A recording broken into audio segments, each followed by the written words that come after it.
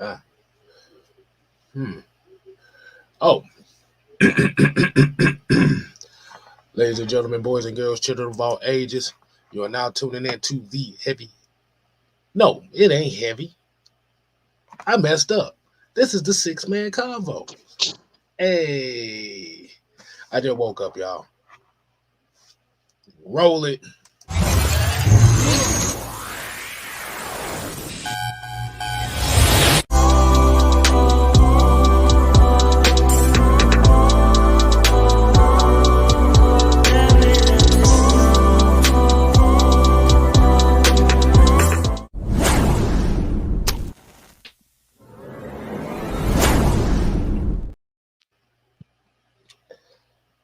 Well, well, well, well.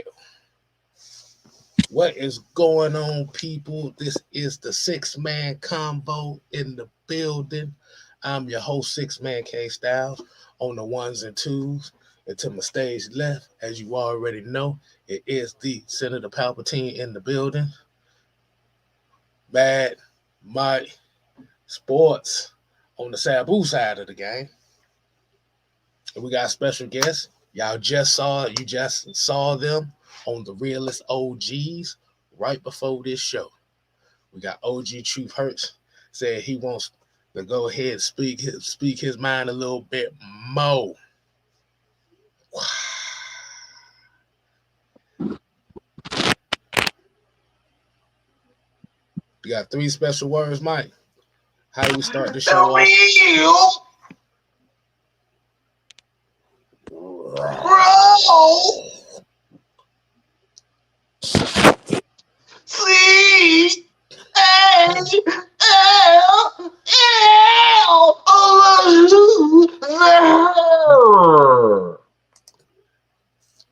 Why was that the Purple Rain version of it? Yes, it was.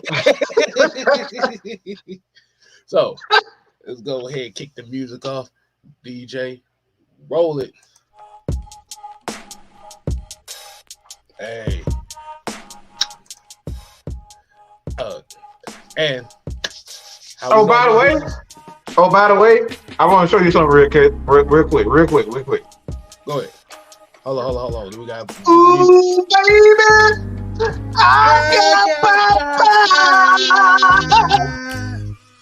Ain't that about a bitch? For those that's watched the show for a very long time, y'all know where that reference came from. If you don't remember, we'll clip it up for you so we can get you a little refresher of where we came from. All right, so today's roll call, we're gonna kick it off with Pat Norris. We got Andrew G. We got Miss Maggie T in the building. Bubba Gump. Jay Diaz. We got engine number 9. John St. Clair. We got Leo. Auntie Pam is in the building. Brian Peebles. Mucho Grundy. We got the therapist. Michael Walker. Reggie C2K. D. Coleman. Sonia in the building. Bobby Boy Zone 3. Sherman Wood. Southside 12. We got OG Big Sam in the building.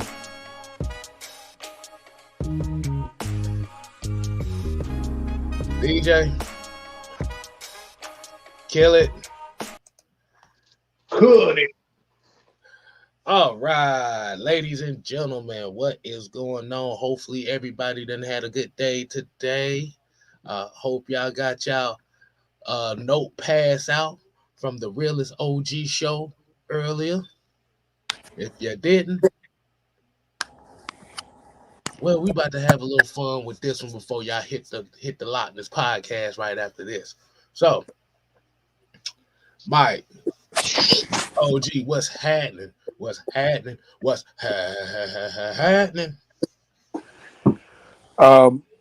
I just want to go ahead on and say it was nice.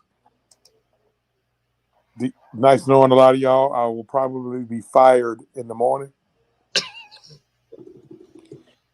Once my boss see the last show, I don't think it ain't looking good for me. I'm gonna probably be unemployed with Arthur Smith. I'm probably gonna be unemployed. Look, I can look. I can only. I haven't seen it yet, so I'm just praying that it's not as bad as I think. Well, I was getting ready for the show, It and is. It is. well, It, technically, it was on Mad Mike Network, so it wouldn't matter no way. Remember that. I don't think that'll matter. Oh Lord, damn it. is that bad? Okay, we boy. gonna have to throw out. Hold on, this ain't a red flag, but we got red right here. We got to throw the challenge flag out on right quick. So we got to review it. But, so let me say this real quick, K-Styles. Yep. I just want to give a shout out. All right, the Georgia Bulldogs were the reigning champion for 788 days or 85 days. I forget get the exact number. So I just want to give a shout out to the Michigan Wolverines. They are now the standing champions. They are the reigning champions. So congratulations to the Michigan Wolverines for being the champ. And I'm only doing this for Dunn. I'm only doing this for my brother Dunn. Everybody else don't fucking know. Dre Murphy too. All right, Dre and Dunn, y'all the only reason why I'm saying it. So that's it. That boy Don probably doing cartwheels. He was probably doing cartwheels on the teacher's desk. All right, man. Let's go ahead and get this thing popping off, man. Hold on. So D Coleman to put it out, he said, oh, hold on, where we go. Chauncey only called a couple people stupid motherfuckers that challenged the few to a fight. Nothing major.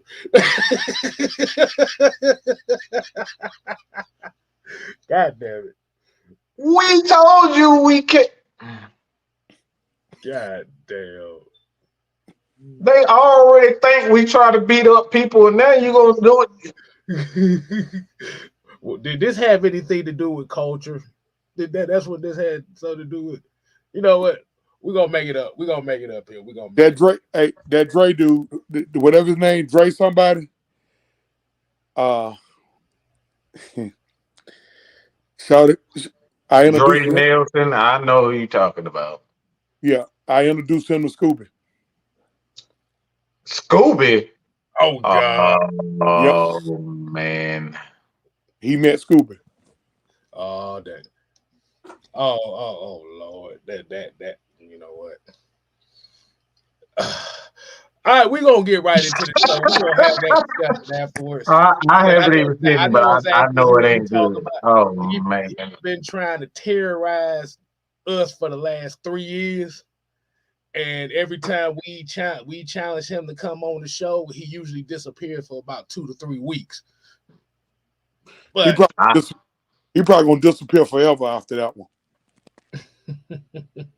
Okay, hey man, so we're gonna kick it off with the topic tonight. We got a couple topics here tonight, man.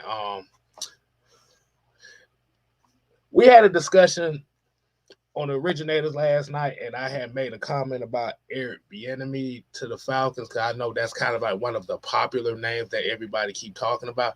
Well, we need to get Eric Bienemy. We can't do nothing without it. And is it to Atlanta good or bad? Now, y'all done saw Mike's epic rant last night on the show pertaining to this topic. But I'm going to give you what I think about it. I give it a fuck no. Let me clean it up. Let me clean it up for those and the sponsors in the back. Hell no. So I want to ask everybody a question that's watching right now. Have you heard this question, and do you feel like that this would be a good move or a bad look? a good look or a bad look as far as the new head coach for the Atlanta Falcons? And go with that bullshit, Southside. Stop it, man. I'm already worried about my job security. Oh wow. Damn. God. I'm gonna call you a bully. Oh Lord have mercy. Y'all gonna Yeah. have the FBI knocking at my door soon. I mean, Jeez. Oh my goodness. Okay. So I say and Jet Life said Bienemy as a head coach or OC. Me personally, I say neither. And let me ask you, and truth, let me ask you something. If you don't mind answering this question for me. All right. What has been the trending topic as far as the Atlanta Falcons, as far as the offense was pertained Um, to? In your eyes, what do you think was one of the trending things that we heard all year?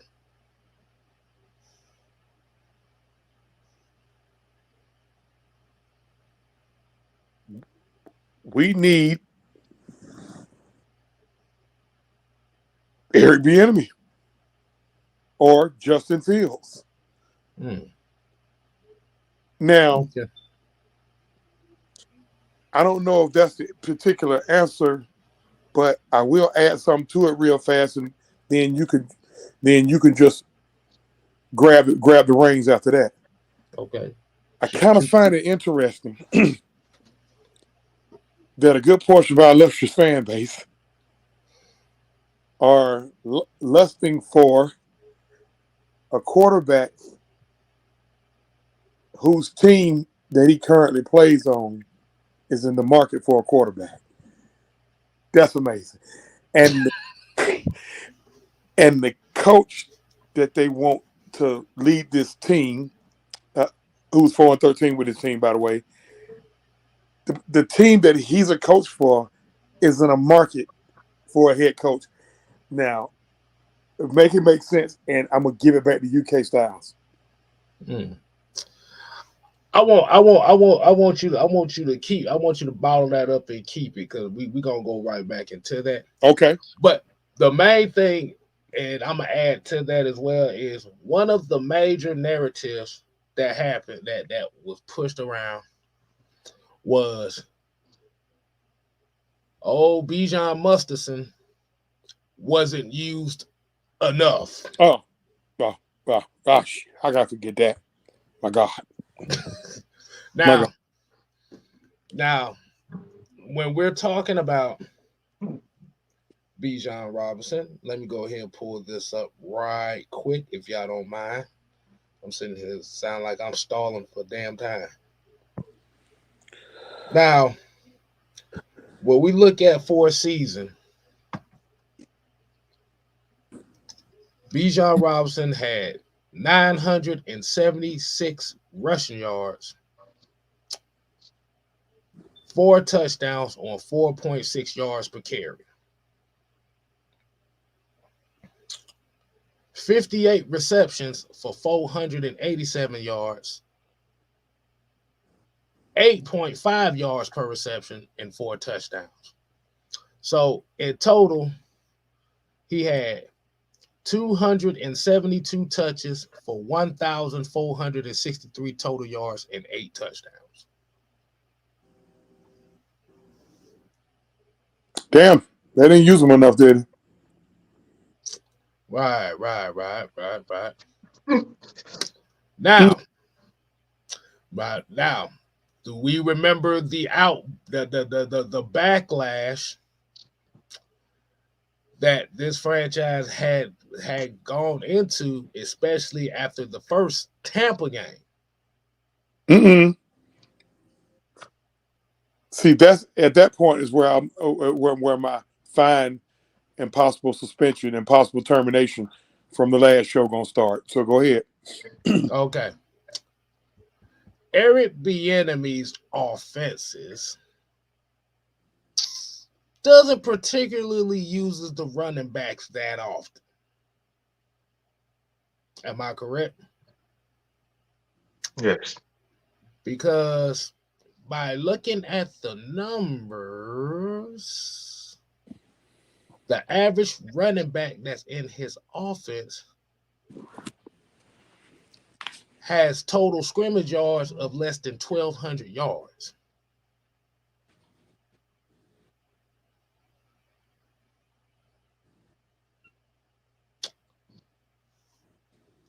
So, as I ask this question to those that are begging for an Eric Bienemy,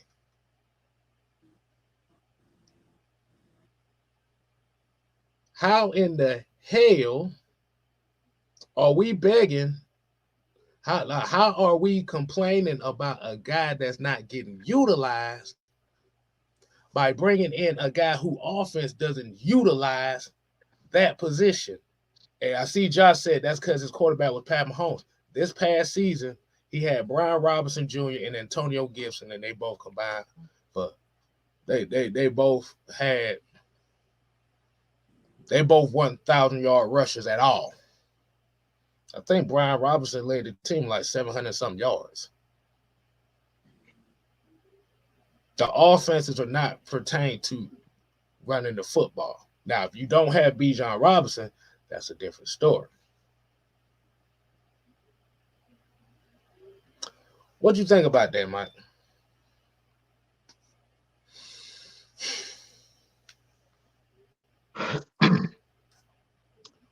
Um,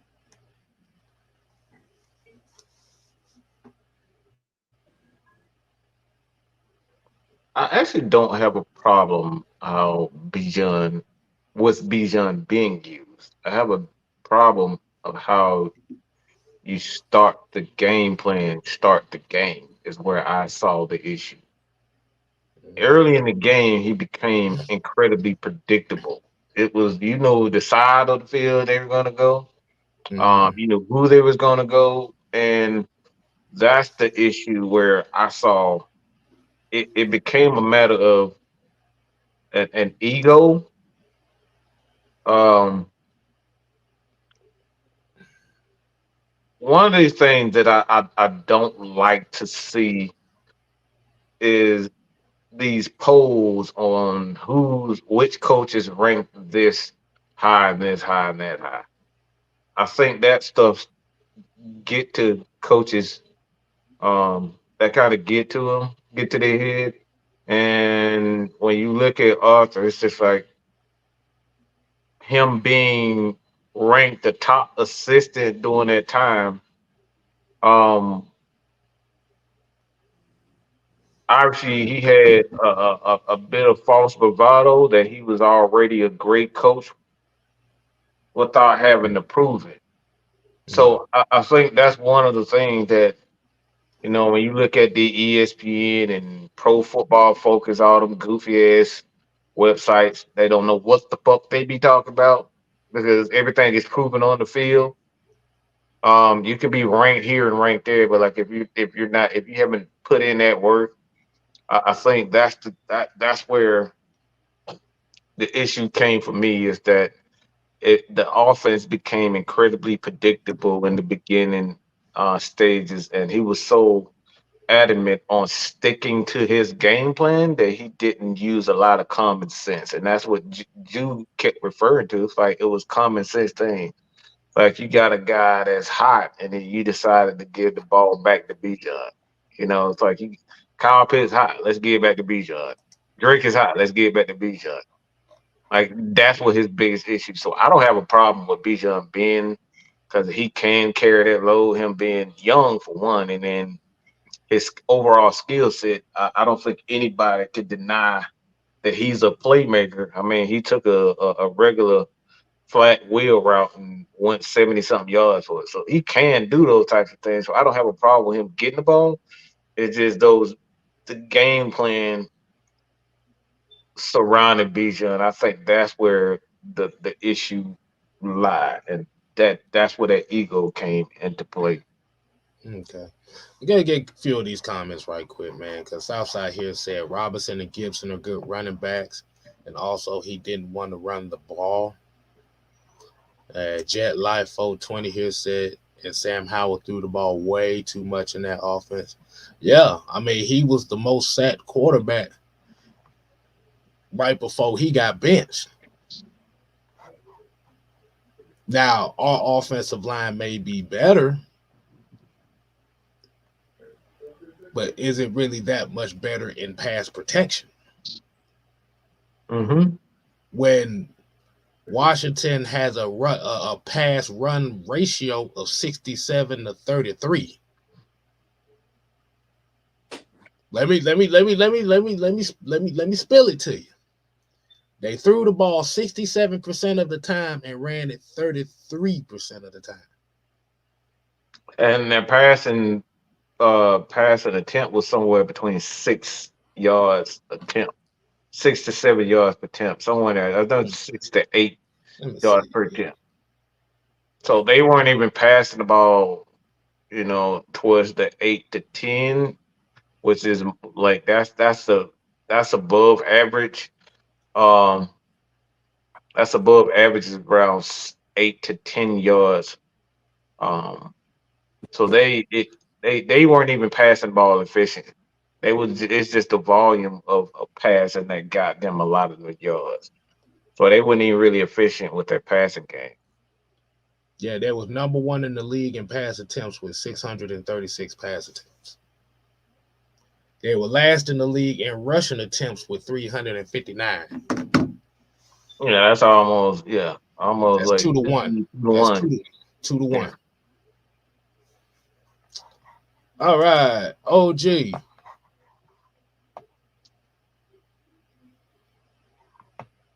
Yeah, but he up there trying to find his He trying to find what he trying to find. He trying to find the please forgive me letter.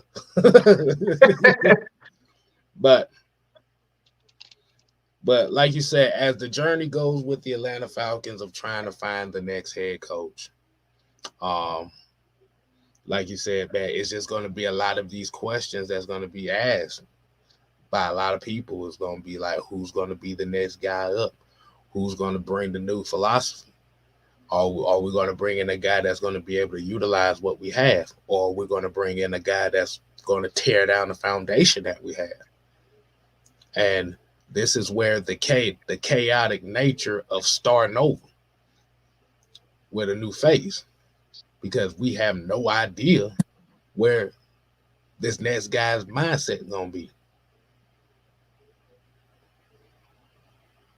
Hell, the next guy could probably get them to trade Drake London. Drake London may not be the type of receiver he wanted in his offense. Mm-hmm.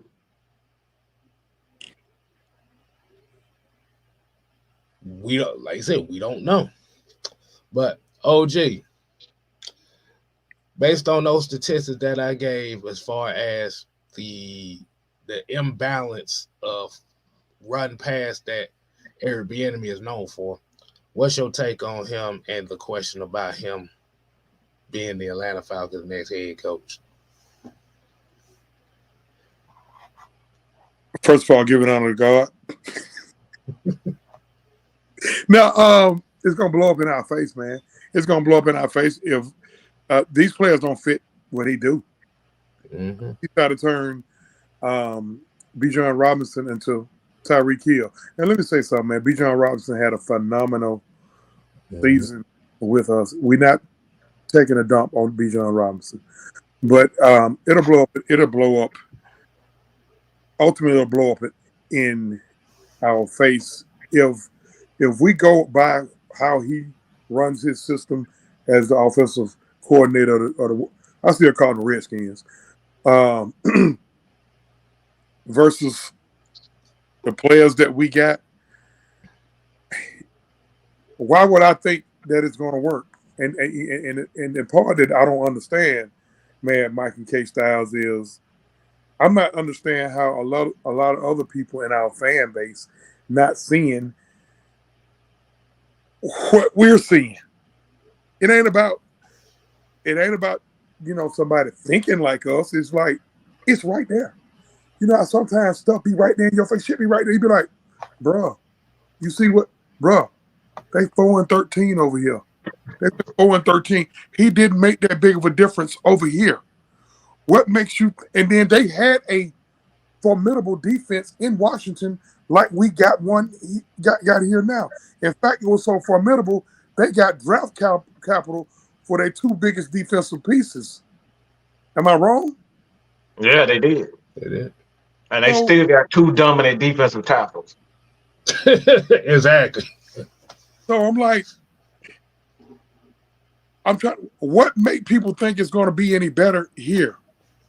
Look, he had a good run in Kansas City as the OC, or was it really him? That's the question. There's a lot of questions. Was it really him? Because Andy Reid done worked out everywhere as a play caller. Mm-hmm. Hey, Everywhere. Hey, you ain't wrong. You ain't wrong about that. I mean, I ain't hating on the man. Right. You right. I mean, I ain't hating on the man. A lot of times, see, I kind of, with people like me, I have to see it to believe it. You know what I mean? D. Coleman, Ant, Falcons for life, Reggie. I have to see it to believe it. Just telling it to me, it doesn't work for me. It may work for somebody else, but I have to see it to believe it. I didn't see it. Mm-hmm. And then to back up what I didn't see, I went. Then that's when you go to the tape. You go to the numbers. Men lie, women lie, but numbers, they don't lie. The Washington Redskins / football team / Commanders.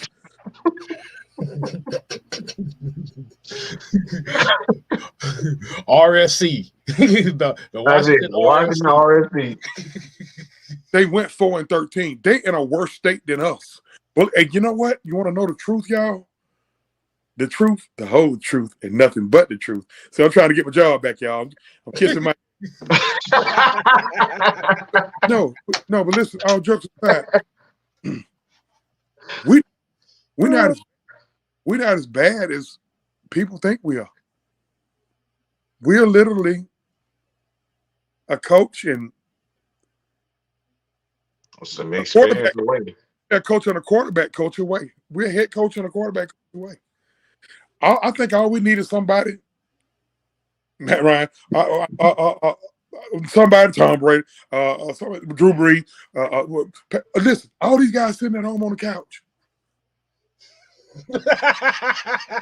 I knew Mike was gonna put his motherfucking head down. He was cool until he said Tom Brady. He was cool until he said Tom Brady. Hold on, though. Imagine this scenario. Man, am I going to take your blood pressure medicine real fast? Imagine this scenario. Y'all ready? Go ahead. What you got? We bring in Bill Belichick, Johnson, and Tom Brady is your quarterback coach. That's a strong possibility. See, the only thing is when we think about Belichick, and I get where you're coming from with it, because like you said, the one major aspect to that you have to realize too is now the referees are going to be in the pocket. So we ain't going to go with that. But am I right, OG? The referees going to be in our pocket if that happens, right? Vegas gonna be in our pocket too, so I'm gonna love it. I'm gonna become a bet man. If Bill Belichick here, I'm gonna become a bet man. I don't bet, but I'm gonna bet this time. But I'll say this: it'll be about damn time because we done got the short end of the stick too many times. Because listen, imagine that would be some hella. irony that we get that Super Bowl 51 monkey off our back And you get the with 51. those guys being Falcons.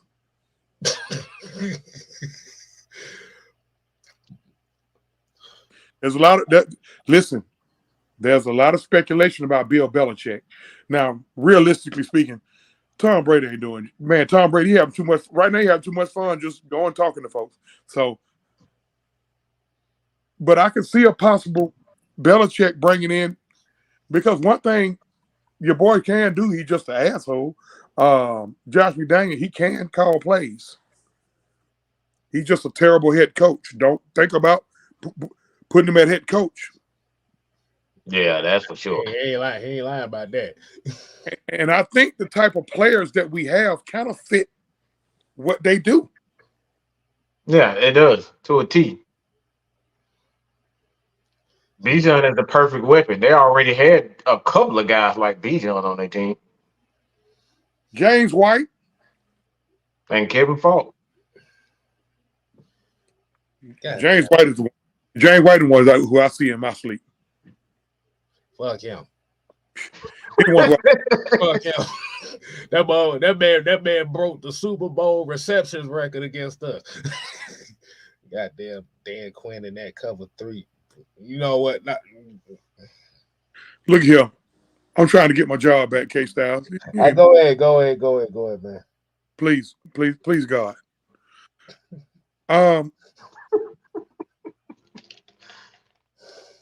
What I mean, I want to know, man, to all the 85 people that's on here, what y'all want?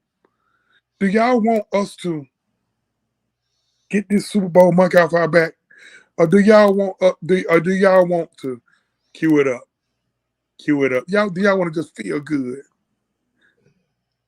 Y'all just want to feel good. They want to feel good. Make me feel good. Good. Let me tell you something. Y'all want to feel good?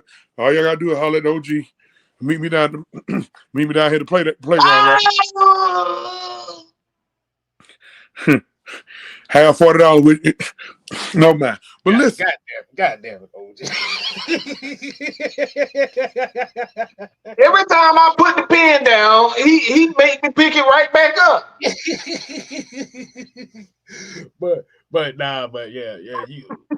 Yeah, like we said, the Atlanta Falcons right now in the dynamic right now, where you have a whole bunch of different variety of coaches out here. Like you said, you got Belichick out here. I highly doubt that New England gonna let his ass go because he is their culture. So I doubt they'll let him go.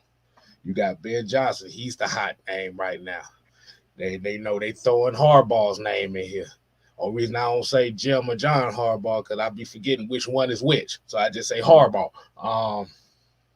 You got Slowick out of Houston. You got Frank Smith out of Miami. Like Leslie Frazier, Brian Flores. Like you said, you have a whole different plethora of coaches for a team that's just looking for one spark.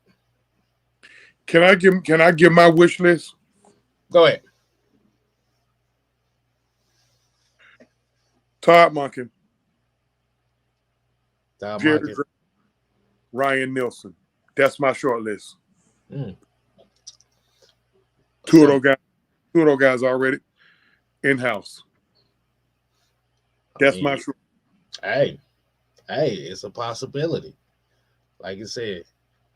I can't believe I'm saying Todd Monken.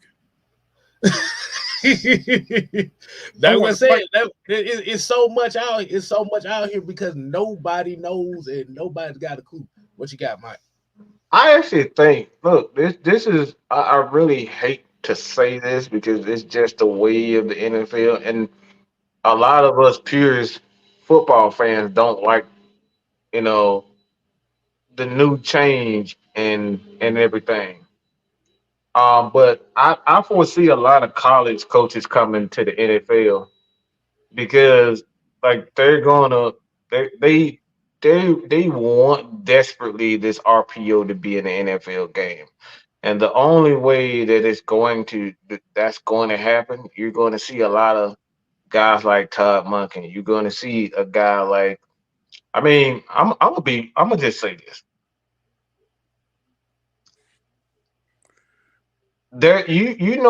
Every generation, it's all one coach that changes the game forever. Mm-hmm. I don't think people realize that Jim Harbaugh single-handedly changed the game Elaborate on it, folks. because he's the one that made this possible. Him and his brother changed the game. This is not this is the era of the RPO, and it started back when he had Colin Kaepernick. He started this. He started that RPO. A lot of teams weren't doing that. Michael Vick, they had versions of it. Dan Reeves had versions of it, but like Dan Reeves, I mean, Dan Reeves was 20 years ahead of his time. All right. He had an idea, but the true guy, the true architect of where the NFL is right now is single-handedly Jim Harbaugh. It wasn't, you didn't see quarterbacks like Kaepernick running RPOs and option reads and that type of stuff. Josh McDaniel tried to do it, but it was already being done by Jim Harbaugh. So as much as I hate the fact to hear a guy like Todd Monken name in it, you're going to see a lot of that. You're going to see a lot of these coaches that run this RPO system. They're going to integrate the RPO in every offense. Okay, it's going to happen. I don't like it, but that's the truth. This is where the NFL is going. This is why you got a lot of these young coaches.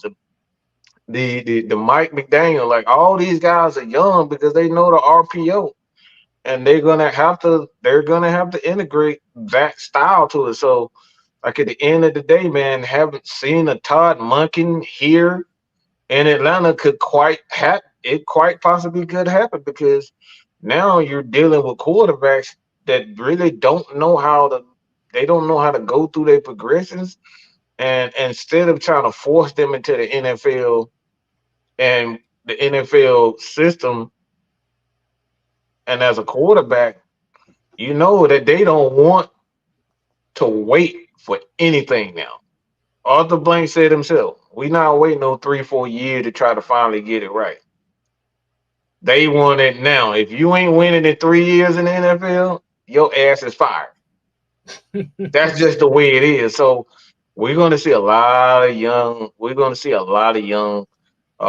head coaches and a lot of college coaches being integrated in the NFL. It's just the way this is the time that we're living. This is just what we're living in. I hate to be saying this because y'all know how I really despise the RPO. But if the NFL if they are going to save the game and to save the quarterback position, the only way you can do that is run these damn RPOs and it's damn spread offense. It's what they want.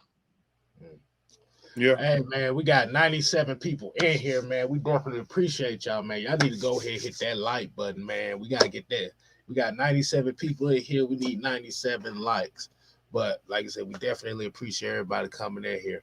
And Chuck here said pure pocket passes are becoming rare. And that is true. They are becoming, like I said, they really are. Well, yeah, pure pocket passers, yeah. But like I said, you still gonna have to be able to play in the pocket. That, like I said, you can't get behind, you can't get past that part. But like I said, because ding ding. Yo, ding, ding. We got $5. We got a $5 super chat from Terry Lloyd saying if you get a RPO coach, would that be hope for Dez or that ship has sailed? It depends on the coach. It depends. It's gonna depend on the coach. I don't think his ship has to sail if we get him a quarterback coach. Because he definitely got one thing. He got one advantage you'll have up on any quarterback that we draft, if we draft one, is he got in-game experience. He got 16 games, 17 games on his belt. Now he need tutelage. Now he need knowledge. Now he need game. He need game from a vet. Right. And I want to give a shout out to a YouTube channel. And I definitely have to shout out LT because he sent the video to us over this past weekend. I wonder if anybody's familiar with the channel called Thinking Football. Are you? I want to ask anybody in the chat. Are y'all familiar with the channel Thinking Football?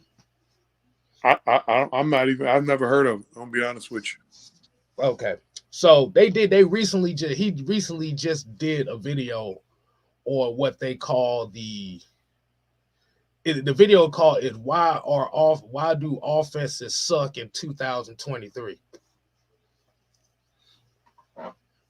And pretty much what the video pertained to was it was basically showing that these defenses have finally caught up with these offenses. And by the way that they're doing it now, it is not even nothing that's revolutionary. It as Mike has said with the RPO is the reason why these defenses are catching up, because he made a very interesting point in that whole video. He said these defensive players have played against this RPO offense since they was in middle school. Mm-hmm. High school, my bad, high school. Well, some places middle school. So a lot of the defenders now are more knowledgeable on the RPO as well as most quarterbacks that play the game now. And essentially what the defenses and the clips that they showed in there is the defenses are basically playing cover 6, cover 4 all day. But because as Mike said, if the quarterback can't go from 1, 2, 3, he's looking for 1 go or 1, 2 go, or hell, in some cases, go. Mm-hmm. These defenses are playing 2 high safeties, they playing cover 6 now, and they got, and like you said, and you have you pretty much got about 11 safety. You got about 4 defensive linemen and 7 safeties on the field based on how the linebackers are built now. So, and he also said too, these defenses are forcing the offenses to throw in the flat because their speed is built to close in on those type of plays.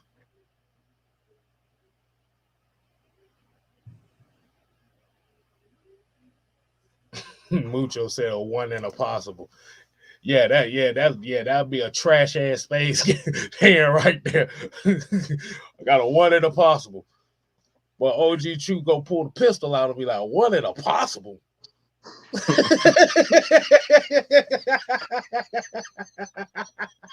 I'm not violent, y'all.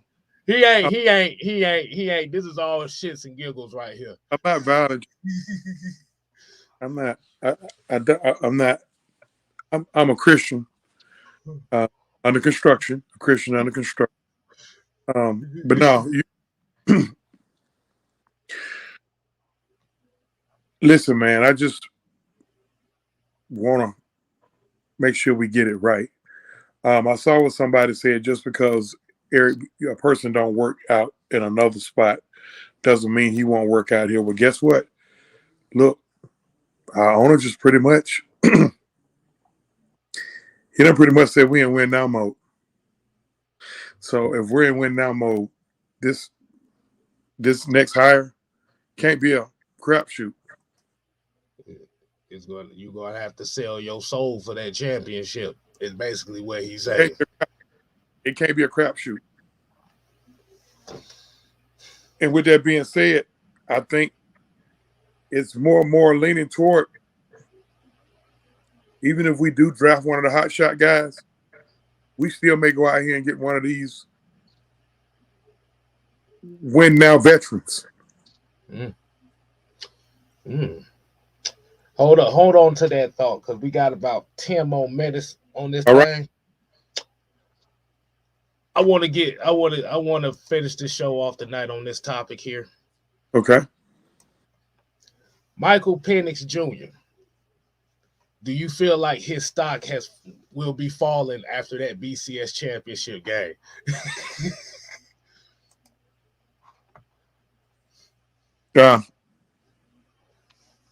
Probably not. Especially if you have a good combine. Mike, what the hell do you got going on up there? Oh, there's a photo. That's all. All right, Zoolander, what the hell's going on?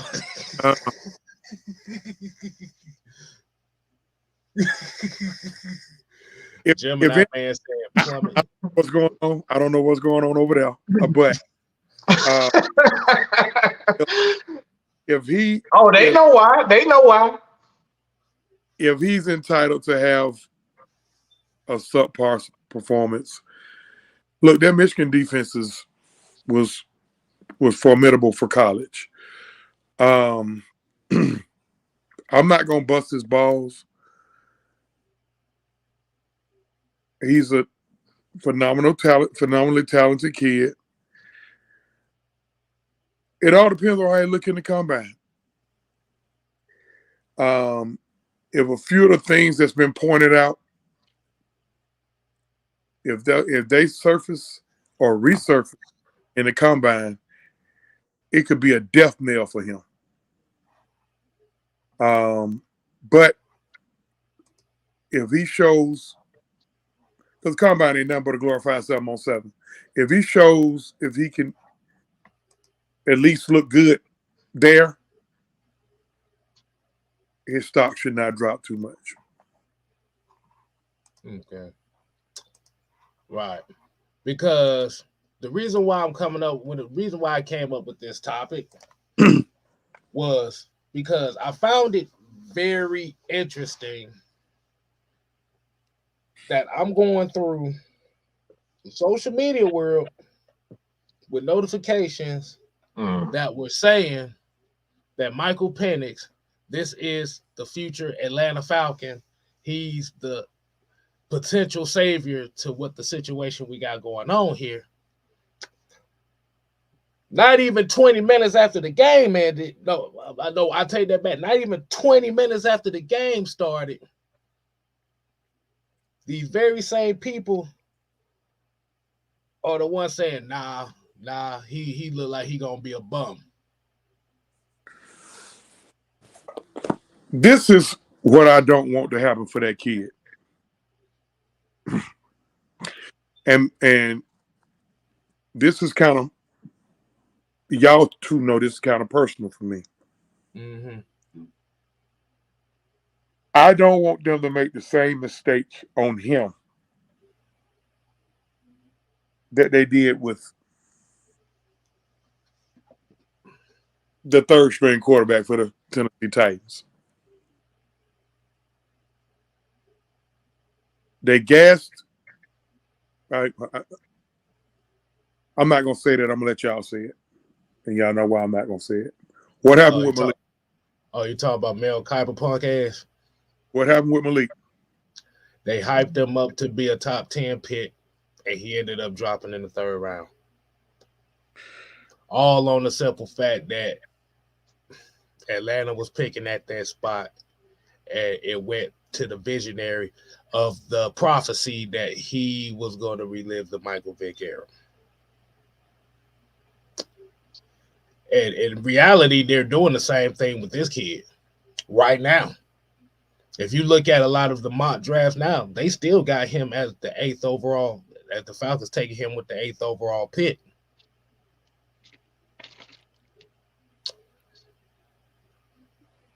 And like you said, and we've seen that national title game, man. He does have some flaws too. But the one thing that I hate the most about this process, especially when it comes to quarterbacks and all the quarterbacks, I'm not just saying this because of one guy, but I'm talking about all quarterbacks, is these scouts, these analysts, these agents. They put these hype trains behind these guys.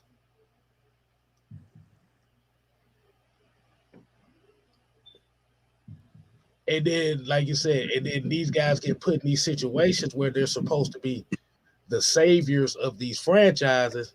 And if they don't do it the first year, now it's like, okay, you ain't worth shit.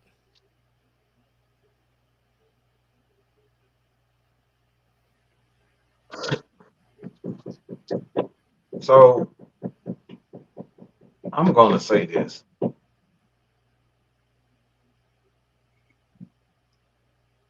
This is nothing about whether or not the kid has the ability. Because obviously he has ability to be able to, to make it thus far. The thing is about honesty, truth. And this is why I despise guys like Todd McShay and Mel Kiper. They literally are, when I mean this, they the biggest hunk of shit that you can find. Because they put so much expectations on these kids, and they paint them to be something that they're just not. And these kids, they get their hopes up and dreams up, and a lot of times they're just not that. You're never. This is what I said last night. I said the exact same thing. Maybe the Falcons weren't as good as we thought they were, and we just got to come back down to reality. We weren't as good as we thought we were. Okay, it's really that simple. So, Yep. with that being said, I think when I look at a quarterback, like I said, this is years. If y'all know how psychotic I am over quarterbacks, you understand it doesn't take me maybe 30 minutes to get a read on it. It don't take me that long. I can look. I've studied quite a few people and went through a process of learning how that a former Falcon. He played for the Falcons in the '80s. He taught me the basis of being a quarterback, all this type of stuff. Like he played with my uncle, like all this stuff. My uncle was a rep. All of that, all of this. I know the basis of quarterbacks. And when I tell y'all, he was never that good to begin with. These are two things. What I saw last night, I think he's going to have a major problem. He needs to sit his first 3 years in the NFL. Right? He needs to sit because one thing you can't teach is when you're getting hit as a quarterback, you flinching. He was running from contact. That right there for me. It wasn't even him throwing the ball in the air. What I saw most from him that was a huge problem is anytime a quarterback start running from contact, he's already out of the league. I'm talking about out of the NFL. He doesn't have the heart to play the quarterback because you're going to get hit. At the quarterback position, you cannot avoid that. That was the number one reason why I say this kid is doomed for failure, especially if he's drafted in the first round. Especially if he's drafted in the first round, he's doomed for failure because he runs from contact. Anytime you see a quarterback that's scared to get hit, he won't stand in the pocket to deliver it. He was delivering balls, throwing the ball in the air like that because he was scared to get hit. And at the quarterback position, you got to know how to play through injuries. The second one that really concerned me is the inability to decipher, to decide what they're doing on the sideline. Michigan were playing a lot of cloud coverages with their corners and their safeties, meaning sometimes the corner would go and play the third, and the corner and the safeties will replace them underneath, and they corners will play underneath. They were doing a lot of that, and these are the things that you see from a quarterback, and he's lobbing the ball up and things of that nature. Those are the two things that really for me was like, this kid is gonna have a major problem. He needs to go to a team that has a coach, a quarterback coach that's gonna teach him the proper way. This dude is doomed for failure. If he's taken in that first round and they put some expectations on him, he's gonna look worse than Achilles Smith. He doesn't have the heart. He needs to be trained properly. And yes, I said Achilles Smith. He's gonna look as worse. He's gonna look as bad as he did. Yeah, but kind of what Mike is talking about is from looking at that game too. Because if you look at a lot of the passes he was throwing, it was a lot of panic throws. It wasn't even like panic throws where it was like, okay, I'm just gonna throw it and try to get out of the way. No, he was bing, bing, bing, sing. And like you said, that's why Michigan was bringing the house on them, because they was bringing the pressure on them, because they saw a couple of throws and they said, okay, we just gonna bum rush your ass. See what you gonna do. They have no heart in the NFL. These defenses defensive coordinators don't have no heart. That's why I said Caleb Williams gonna have a problem. He gonna for not even just from the skill set portion of it. It's gonna be the mindset portion for him. That's what I'm thinking. Cause they see that you boo-hooed and cried for 5 straight games. One more thing, OG. Baseball, for example. If you got a hitter that you know when you pitch that thing inside, what are you gonna do? If he's scared and you see him flinching every time you throw it inside, what are you gonna do to him? Well, what I'm gonna do is I'm gonna undress him high. I'm gonna undress him with 2 pitches, and then I'm gonna hang that nasty slide on the outside corner. He's gonna be dead. And Lenny's turn, all he's gonna see, you're gonna attack him until he show that he can't. Until he show he can hit him.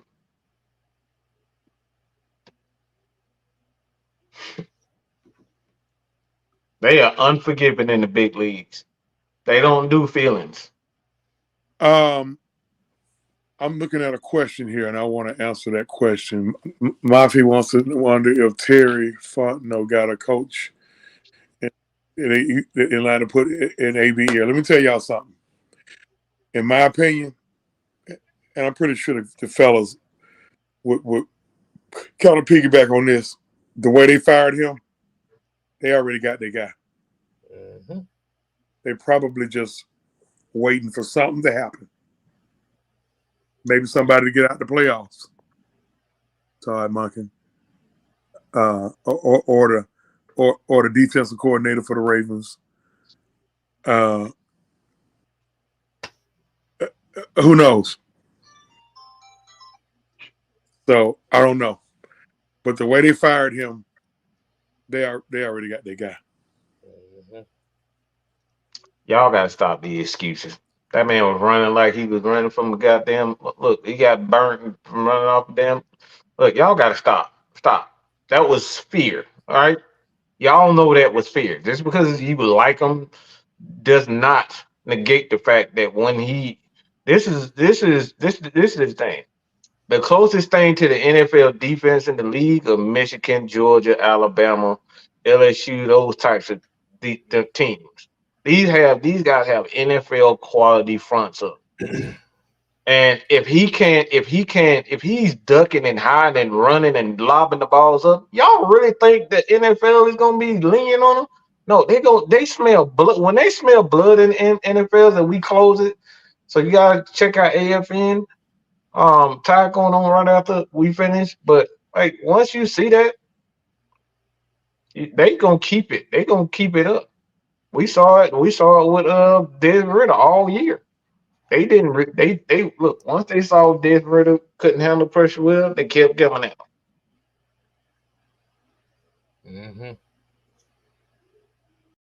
And like you said, just gonna be dependent on what situation you go to. That's gonna help them. Because before we get out here, because if Like if you go to NFLDraftBuzz.com, that's another plug to a website. They updated the scouting report on a lot of these players last week. They didn't update it after this game. They're probably gonna update it next week. But it's pretty much gonna be a tell of what Mike has been saying. And like I said, it goes through everybody. It ain't just him. So we gonna hold off on it, man. We got the Loch Ness podcast coming up right now, man. Over there with your boy Ty. You may see Coach over there. You don't know who's gonna be over there. So we appreciate y'all coming in, man. I know this conversation was good. Oh yeah. But like I said, we're gonna continue it and just letting you know until next time, people. Oh yeah, also 6-man combo is there's gonna be a day change. We're just working some stuff out on there. So we ain't here to play. Oh no. We here to stay. Oh yeah. Dig it. You ain't gotta go home. But you got to get the hell out of here. Oh yeah. And that's what truth? The whole truth and nothing but the truth. Deuces. Peace.